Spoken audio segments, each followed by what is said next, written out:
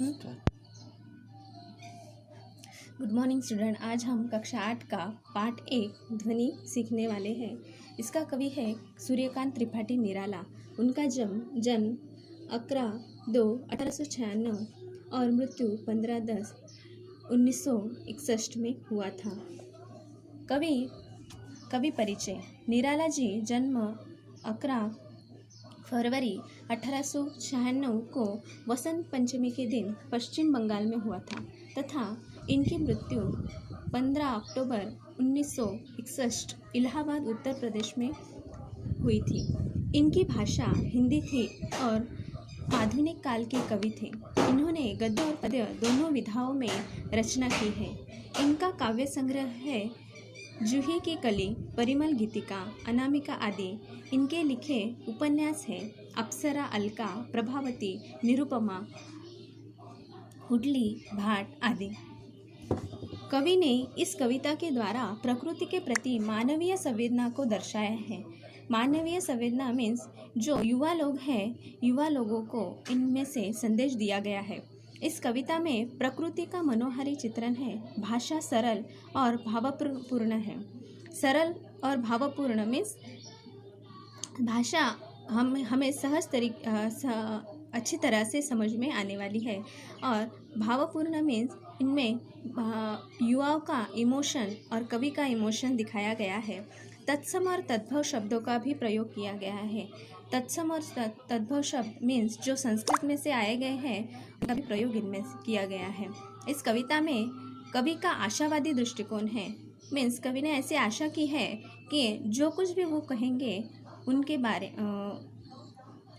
वो कहेंगे वो लोग सुनेंगे, ऐसी उनको आशा है। इसीलिए वह जीवन की सुंदरता को पूरी तरह से जीना चाहते हैं, यह दिखाया गया है। इस कविता में कवि ने अत्यंत सुंदर रचना की है।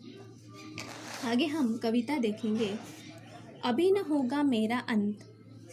ऐसा कवि कह रहा है कि उनका अभी अंत नहीं होने वाला है, क्योंकि अभी अभी ही तो आया है। कवि अभी अभी आया है क्योंकि उनका जीवन अभी अभी शुरू हुआ है। जैसे मेरे वन में मृदुल मीन्स कोमल, वसंत फूल खिलने का जो ऋतु होता है उसे हम वसंत ऋतु बोलते हैं।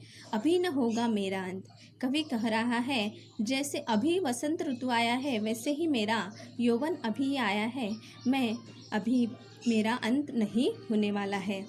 इस तरह से कवि ने जो युवा लोग हैं, युवा लोगों को संदेश देने के लिए यह कविता रची है और बोल रहे हैं जैसे वसंत ऋतु खिल रहा है वैसे ही हमारा जीवन खिलना चाहिए। दूसरे स्टांजा में दिया गया है कि हरे हरे ये पात मीन्स पत्ते, डालिया और कलिया, कोमल गात मीन्स शरीर। मैं ही अपना स्वप्न मीन्स सपना, मृदुल कर हाथ, मृदुल मीन्स कर।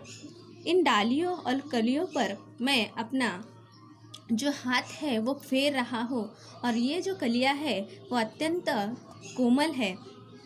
फेरूंगा निद्रित कलियों पर। निद्रित कलिया मीन्स जो युवा लोग हैं वो कलिया यहाँ पे बताई गई है। और युवा लोगों को जैसे मैंने अगर उनके ऊपर से हाथ फेरा तो वो खिलखिलाएंगे मीन्स वो जग जाएंगे, उनके जीवन में खुशहाली छाएगी, ऐसे वो कह रहे हैं।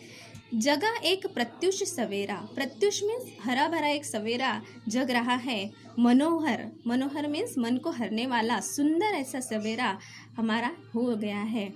और इस दूसरा स्टांजा में कवि ने बताया है कि ये जो हरे हरे पेड़ है, हरे हरे पत्ते हैं, इसमें कोमल कलिया है मीन्स युवा लोग हैं। और उन युवा लोगों को मैं एक संदेश देना चाहता हूँ कि हमारे लिए हर एक दिन सवेरा होता है, हमारे लिए हर एक दिन अच्छा होता है, तो हमें आगे बढ़ते जाना चाहिए। और इन लोगों को निद्रा से वो जगा रहे हैं। पुष्प तंद्रालस लालसा। पुष्प मीन्स जो लोग हैं उनके हर एक लोगों में से तंद्रालस मीन्स आलस, उनके नींद का जो आलस है वो उनकी जो लालसा है, नींद की जो लालसा है वो खींच लूँगा। उनकी जो नींद की लालसा है मैं खींच लूँगा, ऐसे कवि कह रहा है। अपने नवजीवन का अमृत अमृत में सुधा रस जो होता है, अमृत में अच्छा वाला जो गुण होता है वो सहर्ष से सींच लूँगा, उनको आनंद से उनमें डालूँगा या उनमें रिझाऊँगा, ऐसे कवि कह रहा है। इस तीसरे स्टांजा में कह रहा है कि जो लोग हैं, ये जो युवा लोग हैं, युवा लोगों का जो आलस है वो कवि सींच लेने को बोल रहा है कि मैं उनका आलस सींच लूँगा और उनके जीवन में आनंद लाऊंगा। द्वार दिखा दूंगा फिर उनको एक द्वार दिखा दूंगा। द्वार मीन्स रास्ता, उनको एक रास्ता दिखाने के लिए कवि कह रहा है कि मैं उनको एक रास्ता दिखाऊंगा जो कि अच्छी तरह उनके जीवन में खुशियाँ ही लाएगा।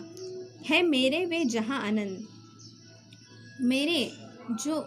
मेरे यहाँ पे मेरा जो अंत है वहाँ तक मैं उनको खुशियाँ ही दूंगा। अभी न होगा मेरा अंत अभी नहीं होने वाला है, क्योंकि अभी अभी कवि आया है और कवि के अनुसार जो खुशियाँ है वो खुशियाँ वो दूसरों को देकर ही उनका अंत करने वाले हैं।